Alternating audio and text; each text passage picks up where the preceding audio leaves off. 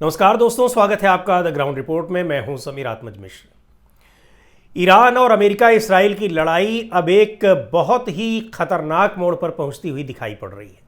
America के राष्ट्रपति Donald Trump हालांकि बार बार अपने बयानों को बदल रहे हैं, पलट रहे हैं, अनाप शनाप बयान दे रहे हैं, लेकिन अब की बार उनका जो बयान है और उसकी डेडलाइन आज रात यानी मंगलवार रात खत्म होने वाली है, उससे पहले उन्होंने फिर उस बयान को दोहराया है और बयान में तल्खी भी नजर आई है कि ईरान पर जबरदस्त हमला वो करने वाले हैं। उन्होंने कहा कि अगर ईरान समझौता नहीं करता है, युद्ध विराम पर सहमत नहीं होता है, तो फिर उसके ऊपर भीषण हमला किया जाएगा। और एक बार फिर उन्होंने यह दावा किया है कि हम तो पूरे ईरान को एक रात में ही समाप्त कर सकते हैं। अब एक ही रात में पूरे ईरान को कैसे समाप्त कर सकते हैं, अब ये देखने वाली बात होगी। उनसे ये जब पूछा गया कि क्या ये रात कब ये हमला आप करेंगे, तो कहे हम इस डेडलाइन के ख़त्म होने के बाद भी कर सकते हैं। यानी जो डेडलाइन उन्होंने दी थी वो डेडलाइन उनके हिसाब से अमेरिका के समय के अनुसार आज मंगलवार रात 12 बजे यानी हमारे समय के अनुसार मंगलवार की रात 8 बजे वो डेडलाइन समाप्त हो रही है। उसके बाद उन्होंने कहा है कि हम ईरान को एक ही रात में ख़त्म कर देंगे। यानी उनकी धमकियों के मद्देनज़र देखा जाए तो ईरान के लिए आज की रात कयामत की रात है। अब क्यों कयामत की रात है? कितनी बड़ी ताकत अमेरिका के पास है कि वो एक ही रात में पूरे ईरान का खात्मा कर सकता है, ईरान का नामो निशान मिटा सकता है, ईरान को पाषाण युग में भेज सकता है।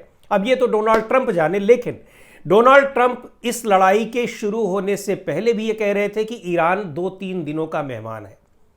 लड़ाई जब शुरू हो गई 28 फरवरी को, उसके बाद भी डोनाल्ड ट्रंप बार बार ये दोहराते रहे, सैकड़ों बार दोहराया होगा कि 2-3 दिनों में हम उसको समाप्त कर देंगे। और 2-3 दिनों के बजाय वो 1 महीना पूरा हो गया। अब तो 1 महीने से भी अब 6 दिन 7 दिन ज़्यादा हो गए, 1.25 महीने हो गए। और अब तक चारों तरफ अगर देखा जाए तो हर तरीके से अमेरिका और इसराइल ही इस लड़ाई में पस्त होते दिखाई पड़ रहे हैं। ईरान को भी ज़बरदस्त नुकसान हो रहा है। तमाम उसके जो एनर्जी फैसिलिटीज़ हैं, उसके अलावा उसके नागरिक ठिकानों को निशाना बनाया गया है, पुल तोड़ दिया गया है, अस्पतालों और उसके स्कूलों पर हमले किए गए हैं। लेकिन नुकसान ईरान का भी हुआ है, पर अमेरिका और इसराइल को जिस तरीके से नुकसान हुआ है वो भी कम घातक नहीं है। ईरान अपने नुकसान को बयां भी कर रहा है, लेकिन अमेरिका और इसराइल बता नहीं रहे हैं कि उनको कितना नुकसान हुआ है। लेकिन इसराइल की अगर बात की जाए तो इसराइल की स्थिति बिल्कुल तबाह होने वाली स्थिति है। यह हम आपको पहले भी बता चुके हैं कि वहाँ के लोग पिछले जब से ये लड़ाई शुरू हुई 28 फरवरी से, उसके बाद से ही बंकरों में दिखाई पड़ रहे हैं, भागते दिखाई पड़ रहे हैं। और यहाँ तक कि लाखों लोग दूसरे देशों की ओर पलायन कर चुके हैं। वहाँ तमाम ऐसी तस्वीरें आई थी कि लोग भागते हुए दिखाई पड़ रहे थे, दूसरे देशों में जाने के लिए वो लाइनों में, कतारों में लगे हुए थे। खैर, इधर ईरान ने जो प्रतिक्रिया दी है वो फिर दिखा रहा है कि ईरान की ताकत कहीं से भी कमज़ोर नहीं है। और ताकत, संसाधन उसके ज़रूर कम हुए होंगे, लेकिन साहस में उसके बढ़ोतरी हुई है। ईरान की जनता उसके अपने शासन के साथ, अपने सरकार के साथ, सत्ता के साथ कदम से कदम मिलाकर खड़ी है। और यही उसके साहस के पीछे जो सबसे बड़ी ऊर्जा है वो दिखाई पड़ रही है। ईरान की ओर से फिर कहा गया है कि बातचीत होगी, बातचीत के लिए हम मना नहीं कर रहे हैं, लेकिन ये बातचीत युद्ध विराम के लिए कतई नहीं होगी। यानी ईरान ने फिर दोहराया है कि नो सीज फायर, हम सीज फायर करने नहीं जा रहे हैं, युद्ध विराम करने नहीं जा रहे हैं। और अगर लड़ाई रुकती है तो ये हमेशा के लिए रुकेगी। और ये लड़ाई उन्हीं 3 शर्तों पर रुकेगी जिन 3 शर्तों पर हम पहले से बात कर रहे हैं और जिस पर हम करना चाहते हैं। पहली बात तो यह है कि जो उनके ऊपर प्रतिबंध लगाए गए हैं उसको हटा दिया जाए। दूसरी बात यह कि जो अभी तक उनका इन लड़ाइयों पर खर्च हुआ है वो हर्जाना दिया जाए। और तीसरी बात यह कि दोबारा कभी हमला नहीं करेंगे अमेरिका और इसराइल, इस बात की लिखित गारंटी दी जाए। क्योंकि ये हमला अमेरिका और इसराइल ने जब किया है तो ईरान ने उसके बाद ही प्रतिवाद किया है। अमेरिका और इसराइल ने जिस तरीके से जिन प्रतिष्ठानों को उसके निशाना बनाया, ईरान ने उसी के उत्तर में उनके प्रतिष्ठानों पर, चाहे वो पावर प्लांट्स हों, चाहे वो गैस प्लांट्स हों, चाहे वो टैंकर्स हों, चाहे वो दूसरे प्रतिष्ठान हो, यूनिवर्सिटी हो, हालांकि उस तरीके से फिर भी ईरान ने जो नागरिक ठिकाने होते हैं उनको निशाना नहीं बनाया, जबकि अमेरिका और इसराइल ने अस्पतालों को पर हमला किया है।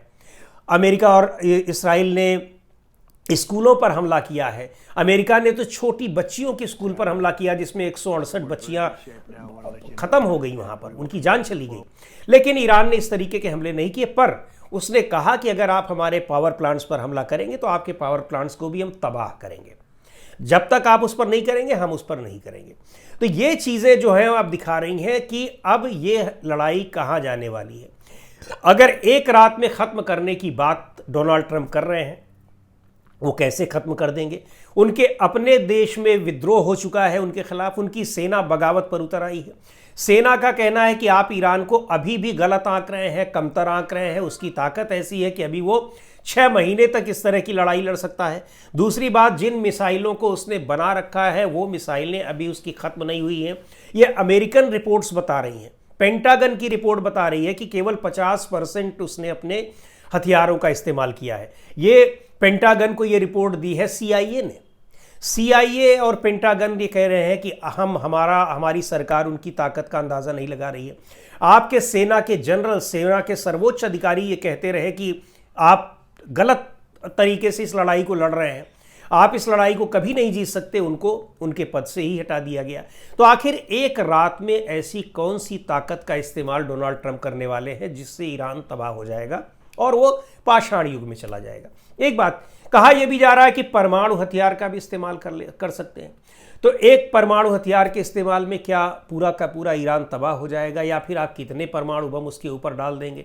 और इतने परमाणु बम आप उसके ऊपर डाल देंगे तो फिर ईरान के पास क्या उनकी काट नहीं है?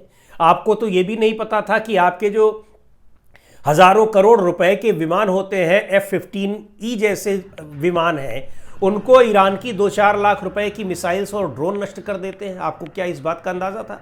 लेकिन वो हो गया, और हो ही नहीं गया, वो लगातार हो रहा है। तो उधर ईरान ने भी कहा है कि बातें होंगी, हमारी शर्तों पर होंगी, और इन शर्तों के अलावा और किसी शर्त पर नहीं होगी। और ये जो बातें होंगी हमारी शर्तें भी है, ये युद्ध विराम की शर्तें नहीं है, बल्कि ये शर्तें हैं युद्ध को रोकने की, खत्म करने की।